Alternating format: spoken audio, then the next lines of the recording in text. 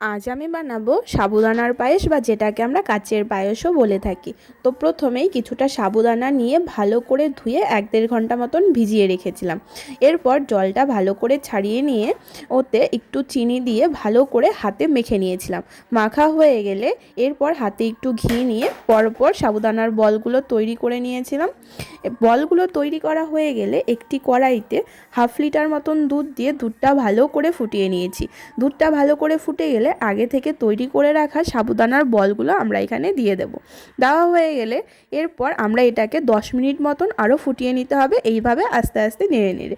যখন 10 মিনিট মতন ফোটানো হয়ে যাবে তখন এতে পরিমাণ মতন চিনি দিয়ে দেব। চিনি দিয়ে আরেকটু জাল দিয়ে এতে দিয়ে দেব 1 প্যাকেট মতন গুঁড়ো দুধ, যাতে টেস্টটা আরেকটু বাড়ে।